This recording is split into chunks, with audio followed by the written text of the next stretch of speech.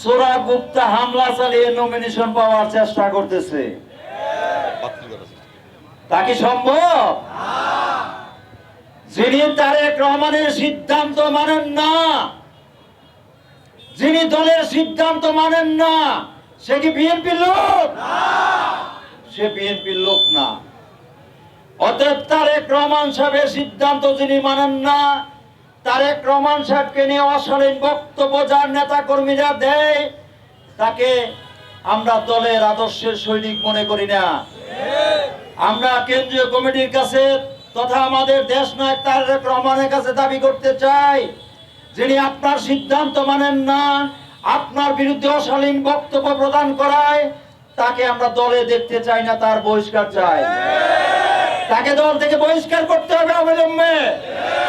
তা না হলে সে বিভিন্ন দলের সাথে আঘাত করে আমাদের দলের সর্বনাশ ঘটানোর পায় তারা করতেছে। এটা চিরন্তন সত্য।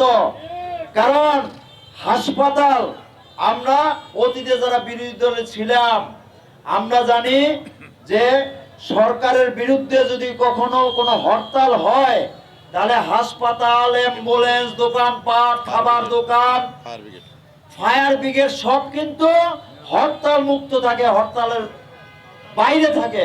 নির্মম ভাবে 2টি হাসপাতাল ভাঙচুর করা হয়েছে এবং তাই সন্ত্রাসীদের অন্যতম নেতা জয়নাল আবেদিন বাবলু প্রকাশ্য এই মিডিয়ার সামনে বলেছে যে হাসপাতাল ভাঙানো আমাদের ঠিক হয় নাই, আমরা ক্ষতিপূরণ দিয়ে দেব। তাহলে চিন্তা করেন তারা কত টাকা কামাই করে। ওদের তারা দলে থাকুক, এটা কি আপনারা চান? মোহাম্মদ আলীর বহিষ্কার চাই। স্যারে সবকিছু বলছে, আমার জন্য কিছুই রাখে নাই। কারণ স্যার একজন অভিজ্ঞ লোক, তিনি বিস্তারিতভাবে ব্যাখ্যা দিয়েছেন। আমি এতটুকু বলতে চাই, মধুপুর ধনবাড়ির সবচেয়ে জনপ্রিয় ব্যক্তি স্বপন ফকির, ইদানিং কালে ওনারা কোন জায়গা থেকে জানি একটা মেশিন নিয়ে এসেছে। মেশিনে বলে মোহাম্মদ আলীরে ঢুকাইলে দেখা যায় যে মধুপুর ধনবাড়ির সবচেয়ে জনপ্রিয় ব্যক্তি।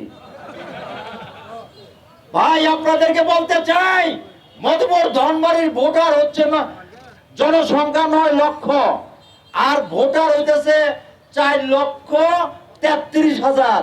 ওই 200, 400, 500 লোক নিয়ে সন্ত্রাসী করলে মধুপুরের জনপ্রিয় ব্যক্তি হওয়া যায় না। জনপ্রিয় ব্যক্তি হতে হলে স্বপন ফকির সাহেবকে ফলো করতে হবে, যে 25 বছর যাবৎ আমাদের সাথে থেকে আমাদের ভালো মন্দ খোঁজ খবর নিয়েছেন। এবং আমার মনে হয় দেশ নায়ক তারেক রহমান একটা বিষয়ের উপরে স্বপন ফকির সাহেবকে নমিনেশন দিয়েছেন, সেটা হলো এই লোকটা 24 বছর আমাদের সাথে থেকে আমাদের সুখ দুঃখের ভাগী হয়েছেন এবং তৃণমূলের প্রত্যেকটা অঙ্গ সংগঠন বিএনপির কমিটিকে তিনি জাগ্রত রেখেছেন এবং স্বৈরাচার ফ্যাসিস্ট হাসিনার বিরুদ্ধে আন্দোলনের ভূমিকা রেখেছেন। আর আপনারা এসেছেন কতদিন আগে, 1-1.5 বছর আগে। ঢাকায় কোনো আন্দোলন সংগ্রামে দেখি নাই।